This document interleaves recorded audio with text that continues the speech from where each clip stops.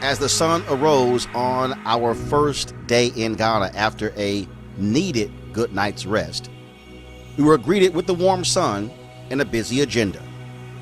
We ventured into the fishing village of Cape Coast to begin our day with a traditional naming ceremony.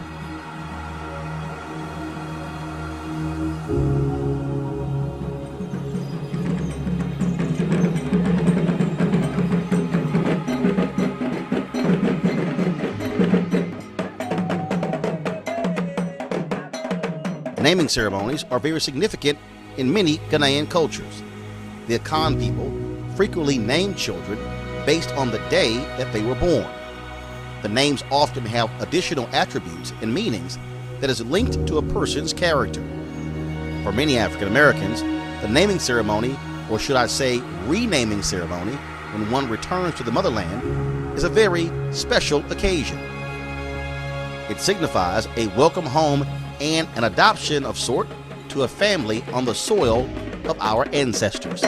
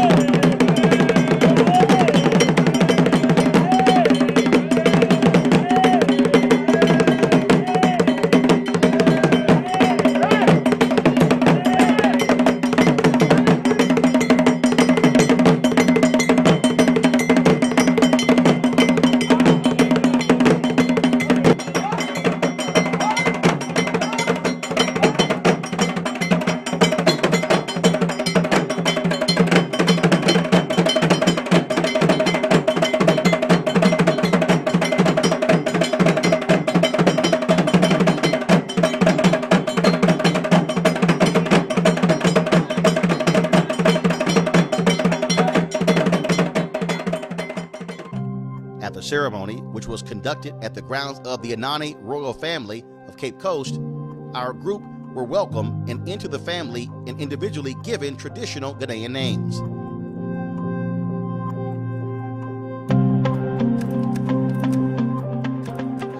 It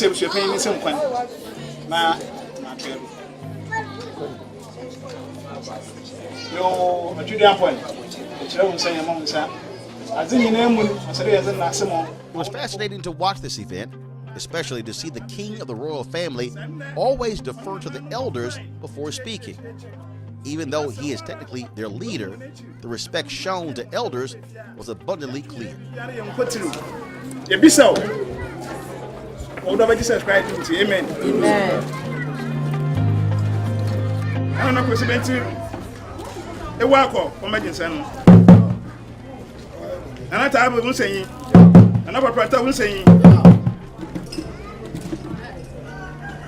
Oh yeah.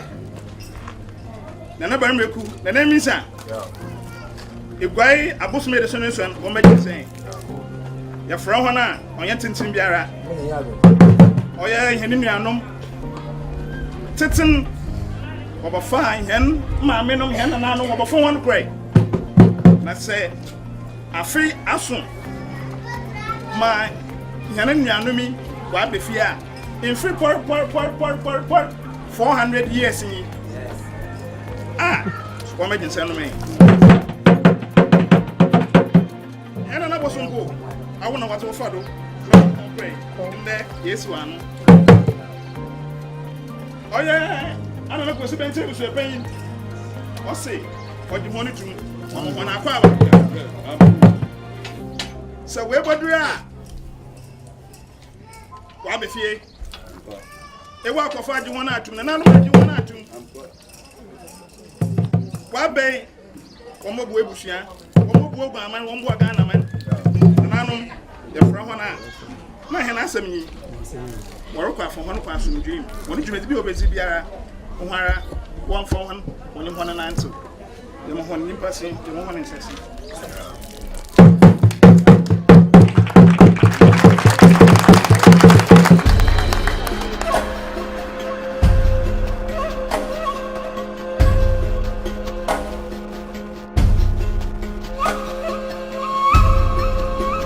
Several of us were given names and installed or initiated as part of their royal family.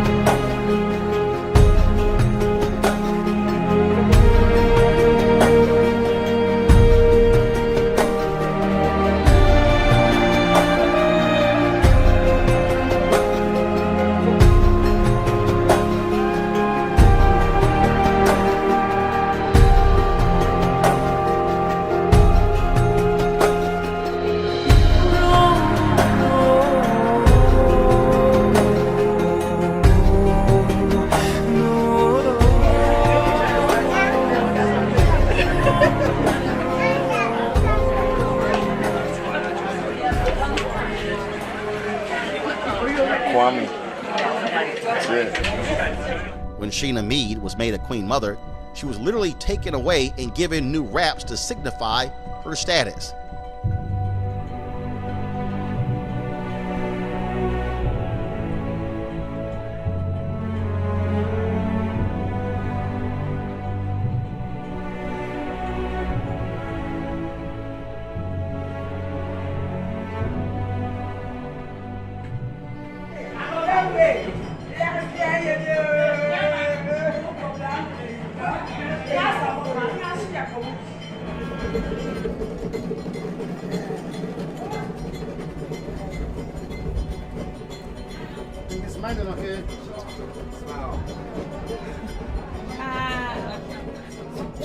Try not to cry. Yeah, I'm going to dance. I will dance. I will cry and dance.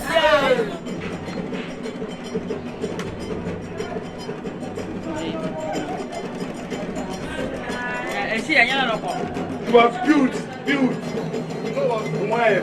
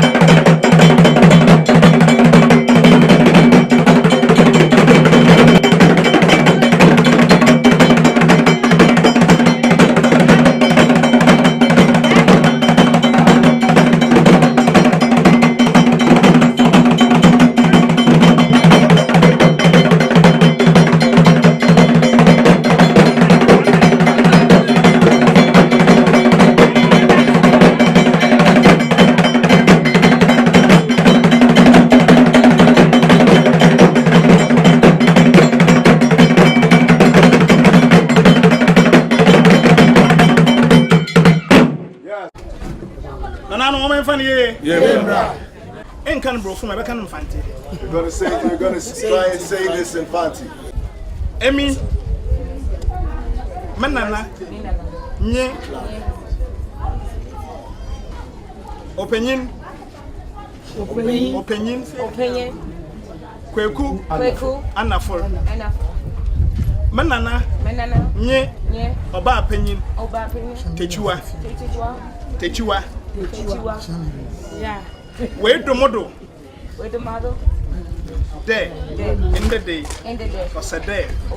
Midnight. Emi. Nana Ekuwa Techiwa. That's your name. Your stool name. Nana Ekuwa Techiwa.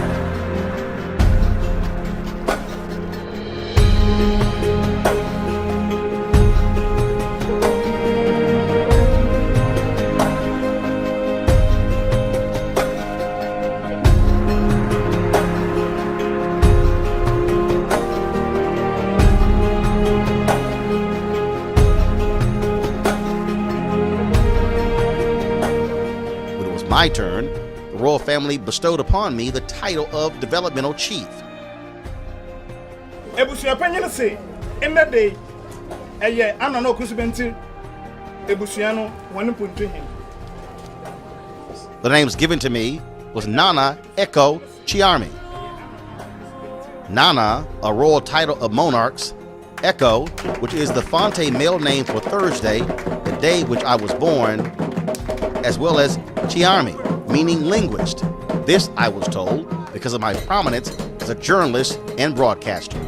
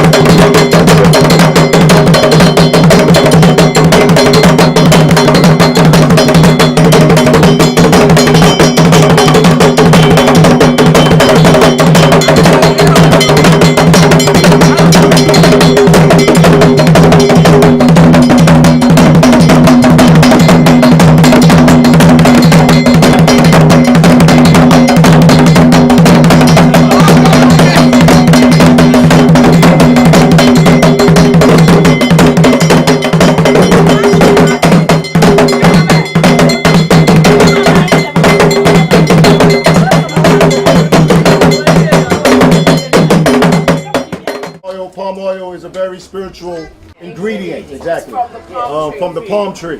And we use that and we mix it with the pounded yam, we mash the yam, and then the egg also carries significance, spiritual significance. But first, before we take part, we have the Queen Mother is going to feed them.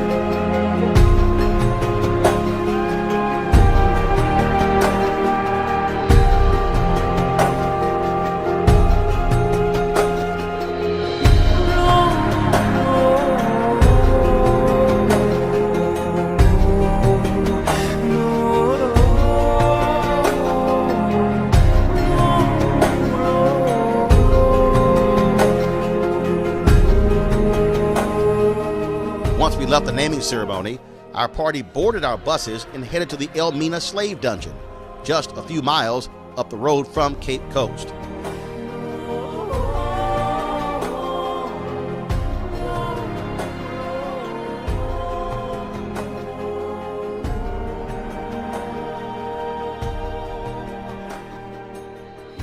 It had been 11 years since I was first there, and the sense of dread was still there as I stepped foot into a place which was the last time enslaved Africans last touched Ghanaian soil before being packed in slave ships to a life of misery, agony, and separation from their family and homeland forever.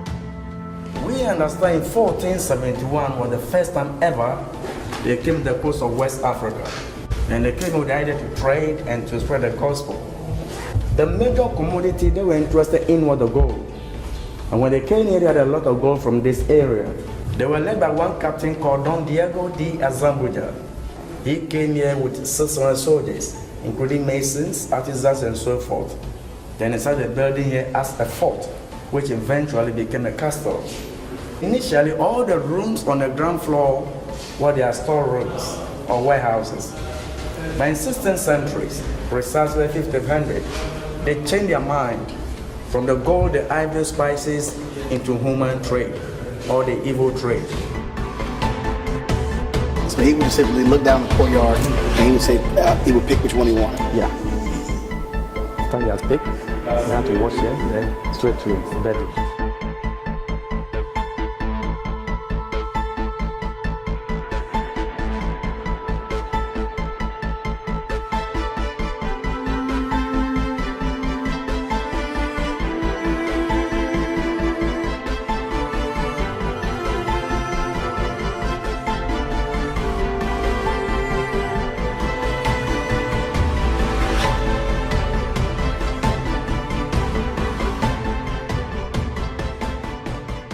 This is the gate of no return.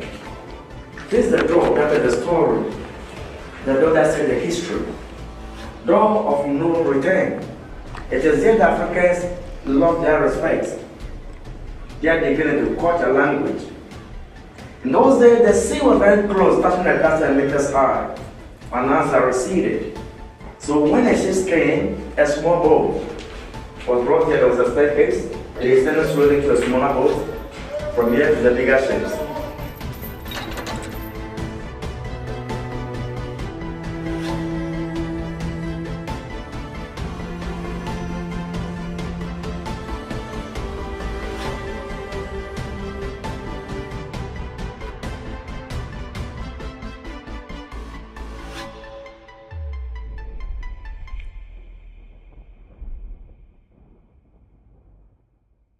Hungry from a long day of events, we headed to Mabel's Table, a well-known restaurant and favorite locale of many African Americans who now live in Ghana. There I sat with a number of brothers and sisters who described what it was like leaving the United States for good. The conversation was fascinating. Where's everybody from? Originally from Mount Vernon, New York. All right. Mount Vernon. So all y'all left Mount Vernon? Y'all don't want to stay in Mount Vernon? What I explain to people all the time is that anywhere around the world, whenever there's a coup, the first thing to get control of is the military. Second thing is media. Not banks, not poor, it's media. And so that's why the media narrative is so important, because that's the framing. So if you hear, that's all you see, and then if you think about in the United States, all you've often seen about Africa have been starving children. Absolutely. So that becomes the dominant focus. So either starving children, famine, or sickness, Ebola, wars. Yes, I think that's a nail on the head in terms of the family concerns of those who move here. The first thing families are concerned with is your safety. They think you're going to a dangerous place. You know, whether it's a sickness, whether it is conflict on the ground, associations, but the main concern is about safety and welfare. But first of all, most of them act like Africa is a country. Yes, absolutely. Absolutely. One big one. Everything is lumped I'm in like, together. yeah, you know it's a continent. Yes. It's like, it's kind of large. Absolutely. And so one, that's part of the problem. That's a continent. It's a multiple number of countries. And there are some countries that are totally different than others in terms of democratic role, Absolutely. in terms of whether you're talking about Zimbabwe or South Africa or Sudan. I mean, it's just, and most people have no idea. They probably can't find it on a map. Yeah. We get that all the time. Something happens in Somalia, you get calls from family members, are you all right? You're like, you know that's over there. That's the equivalent of something happening in Chicago and you live in Oakland. Absolutely, absolutely. When they had the Ebola outbreak, not one single case came to Ghana. But people calling you from all over, concerned that, you know, it was all over the African continent. They don't bother to find out what country in Africa, the proximity to where you are. The assumption is that you're in Africa, so you may be affected. So are you all right? So when there's a flu outbreak in the United States, you don't call nobody. Absolutely. Several of us had to cancel, well, the groups, the people who were going on the trip, to cancel the trip because they were afraid with Ebola. And even though we had a seminar, a workshop, and we showed them on the map,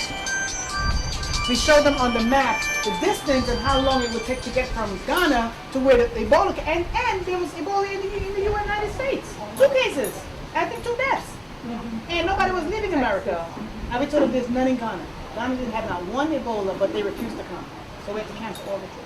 Wow. In fact, that's one of the dynamic, you know, accomplishments, positive accomplishments of this year of return. It is giving people the opportunity to make a choice to come this year. Because we've had to go through the SARS scares of the, 2001, 2002. We had to go through the Ebola scares. We had to go through the HIV scares. And so it seriously affected tourism on the African continent in general, because of this concept that Africa is a country and not a continent. So the whole idea that people have chosen a time period to accept an invitation to come and check out Africa, and some of the results are phenomenal in terms of what the impact of just touching this soil has done. People coming here to see for themselves, because they all have been misinformed by the propaganda that's overtaken their mind, their concept, and their image of what Africa is. One of the things that, again, when you talk about when you don't know, you don't know. It amazes me. There are people who just really don't go outside of their own narrow space. And one of the people forget, African Americans watch TV more than anybody else. The number, according to the Nielsen study, African Americans are number one. The second group, I think, is probably 13 to 15 hours fewer. Wow. So if you take the number of hours, so black people, we watch more TV in a week. It's now more than 50 hours a week. It's more than a full-time job. So you take that. Now you take, on top of the hours of television watch, the hours of commercials watch. And so now, that becomes your whole program. That right there. And that's what drives all of that. And you have to be able to what I call reprogram or change the narrative. And that's where I think is important. Because I was asked a question about journalists earlier. I said, it's incumbent upon Ghanaians and this government and its leaders to also work with black media outlets and others to understand and to share information. Yes, absolutely. You're talking about that. Me, my training's in psychology and law.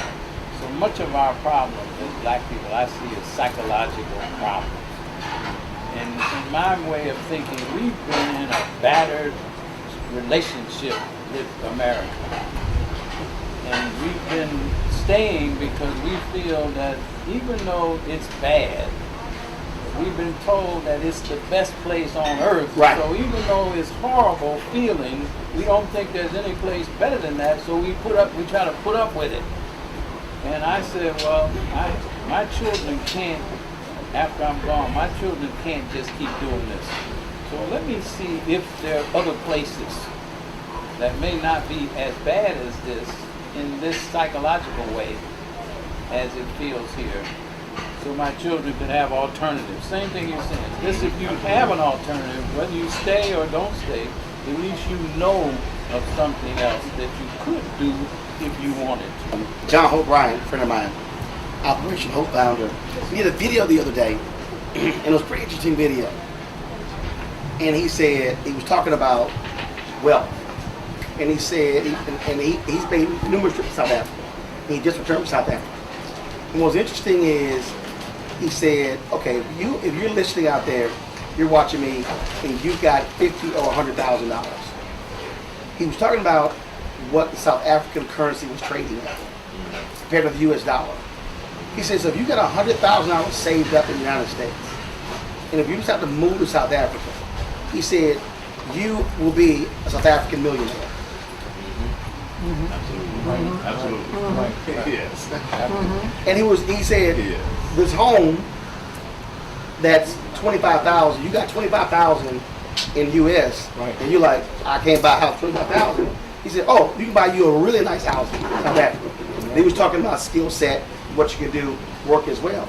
And he was trying people to understand, to your point, that this does not have to be your only option.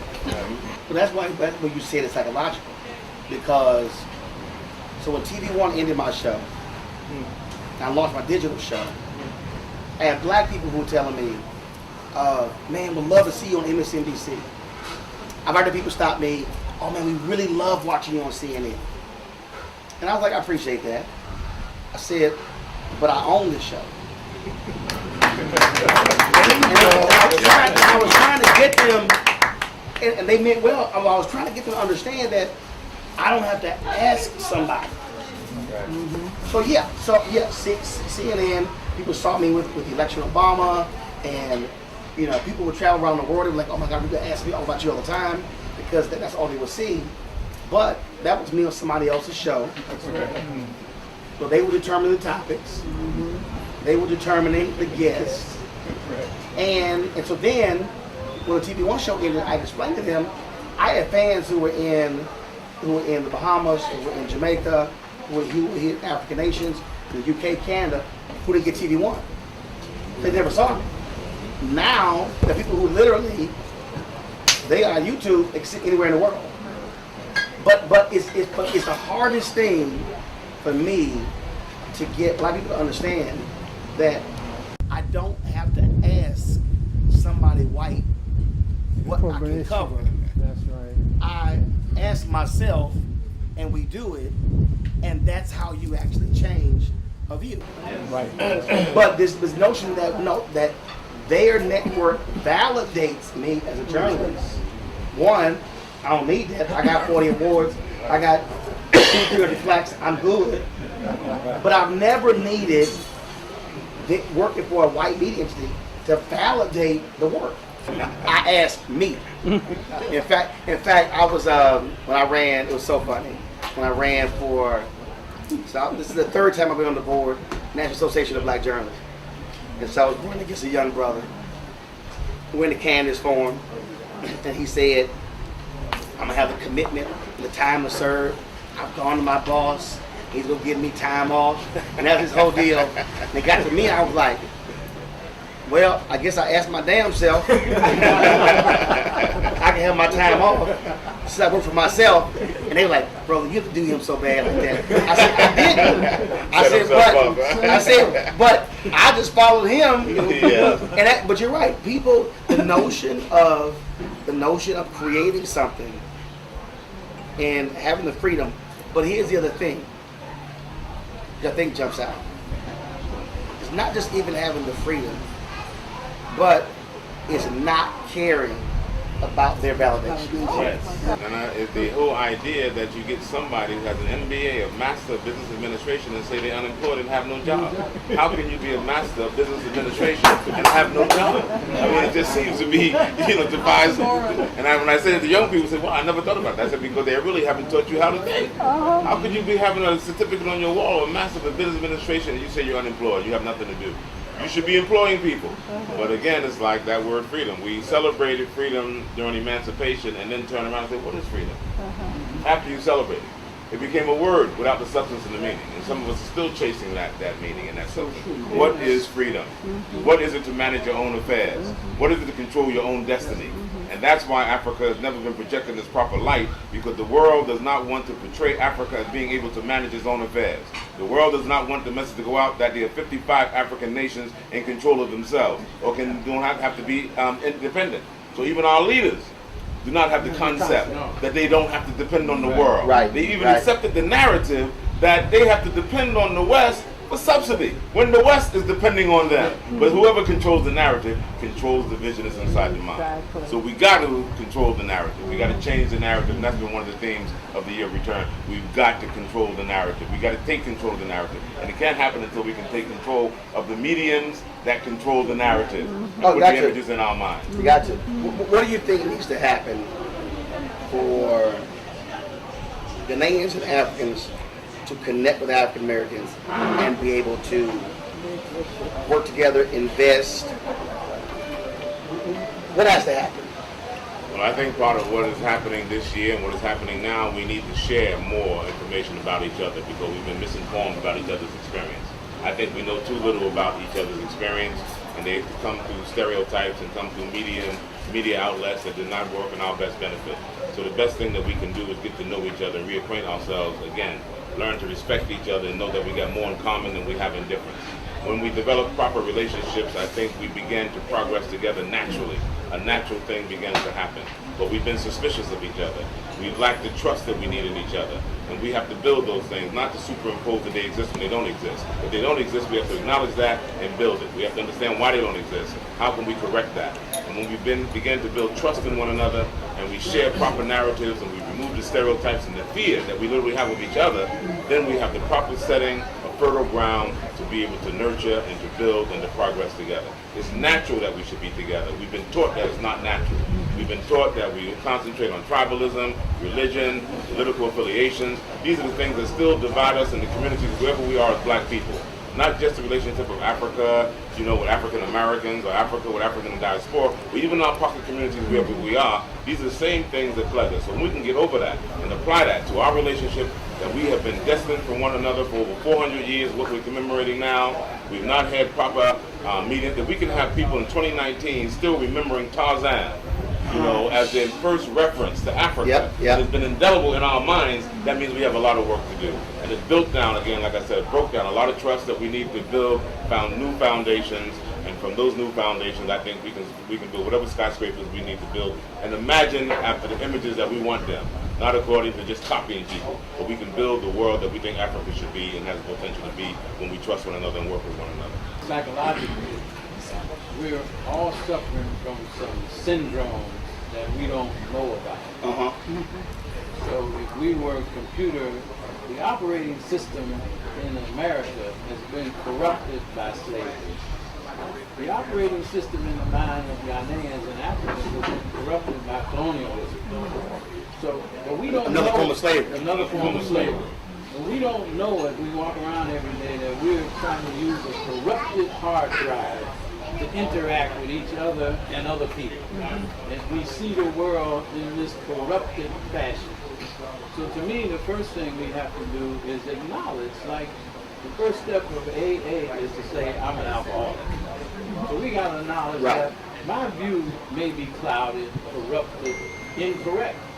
So let me check myself, let you check yourself, and let's check each other and start from a base where we say, okay, I've got my virus protection removal and I've gotten the corruption out of it. Now I can see you straight and clear. Right. And you can see me straight and clear. Now let's talk about something. Otherwise, we're trying to build on quicksand, and as soon as something doesn't work, which is only going to take 5 minutes because we don't trust each other. Right. So the first thing we say, see, I knew that wasn't going to work. I should have never gotten involved with you in the first place. But we're not even talking the same language. Yep. And as you go around Ghana, you see that, I say all the time, I get in trouble. Ghana's a neo-colonial British possession. You see it in the infrastructure everywhere. So until we figure out how to make it into a legitimate African place, it's going to still be a reflection of Great Britain. Somebody we were talking about that, and I was explaining to them. I said, sure, all the African nations got the freedom. I said, but unlike the United States, France, Britain, the rest of these countries, these African nations actually could not build themselves ground up.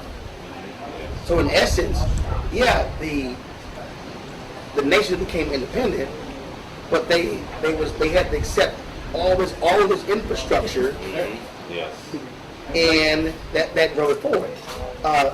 Dorothy Cotton was the only woman in Dr. King's inner circle. I did their last sit-down interview last year before she died. And I didn't read her book till after I interviewed her, and I wish I had it before. But if you want to work with SCLC, I had never known this until reading her book. But she was over the citizenship education program. So if you want to come to SCLC, they would analyze you to see if you need to be reprogrammed. That's cool. I was reading, I was like, so you couldn't just go work for SCLC. They will bring you in, assess you, and if you need to be reprogrammed, it will reprogram you before they let you go work at SCLC. And I've been saying this on my show for the longest. Is that what you just said? We have to have a complete reprogramming. A complete reprogramming. Otherwise, yes, I'm looking at you based on what I've been taught by somebody else. So that's ugly, and don't look good. I don't like your head wrap. Why you got natural hair? All that sort of stuff, which was somebody else saying that's not good. That's why all these brothers, I had a complete ban on the mention of any Kardashian on my show. A complete ban. And my staff was like, why are you so hard? I said, because one, they have basically become multimillionaires of black culture. Exactly. America has created this notion that they are the standard of beauty. And if you actually take the fake butt and the fake breasts and the fake lips, are all features that were deemed bad on a black woman. That's right. I said, so I ain't gonna hold that up on a black show to be the standard of beauty. And because what I'm now doing is indoctrinating my audience into thinking that's their beauty. I said, y'all can't even mention them on my show. Fantastic. I mean, that's just, but that's the reprogramming. Because we underestimate the fact that, you know, to be enslaved, to enslave a free human being is a program and a process. And to colonize a whole people and continent is a process. So you can't come out of it by signing a document. No, you can't. You got to be reprogrammed, as you're saying. Yeah. And we have not had enough mechanisms to reprogram our minds, and we haven't even decided what we wanted to program as, what we want to program as. But certainly there's got to be a process involved. There's a speech that Dr. King gave, and it's in his book, Chaos or Community. And you, like, I hate when I do MLK speeches because they only play 2 of them. Yes. But what you just talked about is, he had one of the speeches where he talked about being black is beautiful.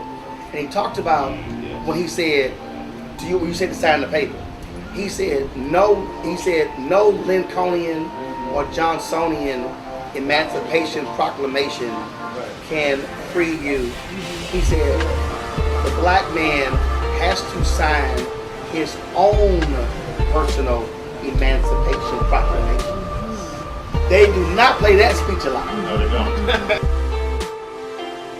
don't. Once we said our goodbyes, we returned to our cruise home base, the home of Michelle McKinney Hammond, a well-known Christian author and minister in the United States. Michelle moved to Ghana in 2011. She and I sat down for a conversation about Ghana and her decision to uproot and make this her new home. So Michelle, what up? You're here. Yes, That's I'm what's here. So what was it? Was it 2 or 3 years ago? You hit me on WhatsApp and you like, oh, I'm living in Ghana. And I was like, what? Like, when did that happen? I know everybody's still in a state of shock. They're like, when are you going to get over this madness and come back? I'm like, never. I've been here for 8 years now. Can you believe 8? it? Time flies. So what? So because so why'd you move back? Well, you know, my dad is Ghanaian. Okay. So I'm part Ghanaian.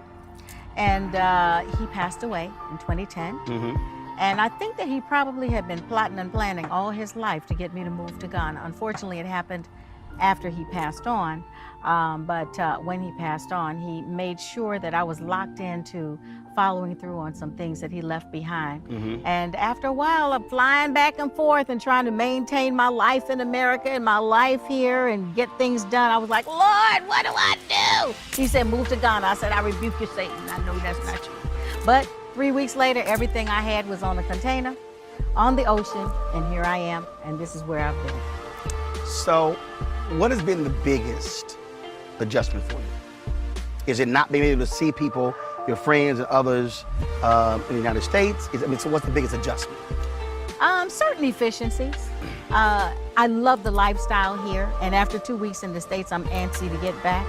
But there are certain conveniences that you take for granted, you know, when you live in America, like, oh, the lights always come on and water's always flowing and, you know, little things like Important stuff. Mm-hmm. Important stuff. You know, water and lights. Right, right. You know, here you have a generator. And it was funny because the last time I was in America, they had lights out somewhere. And I was laughing because everybody was so freaked out. And here it's like, turn on the generator, you know. So for me, moving into a place and being told, you got to get your own generator, I was like, what's that? You know, well, you know, sometimes the lights go out. Really? Or I'll never forget the time that the water ran out in my neighborhood.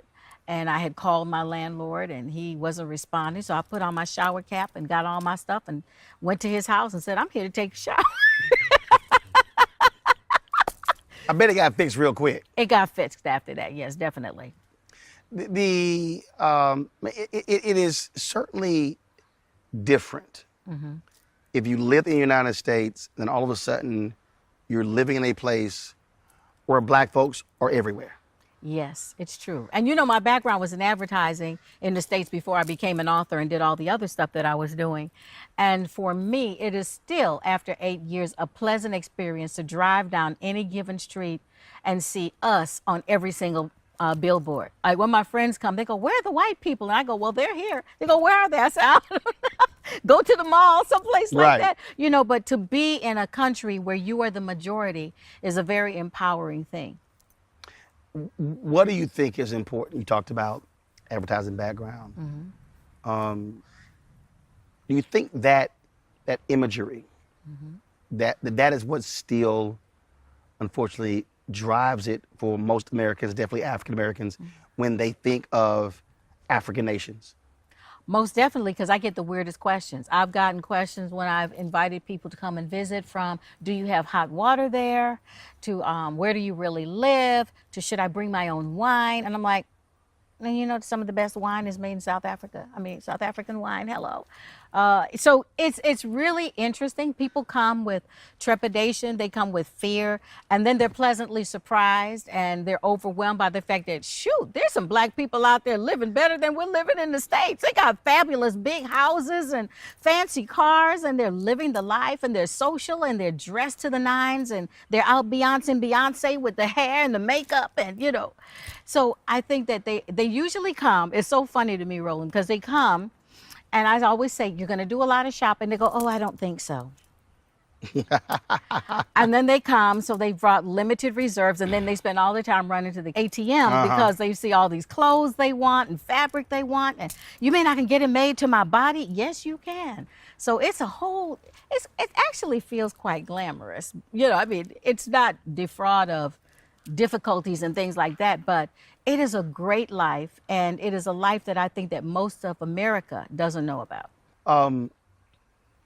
But you're still also busy with your ministry. Yes. And so how has being here impacted that? Very interesting. I haven't done a book for the last 4 years, and it's because publishers in America can't see beyond America. You know, I always laugh and say that America can be a bit myopic. That's why they call it the World Series when they're only playing themselves.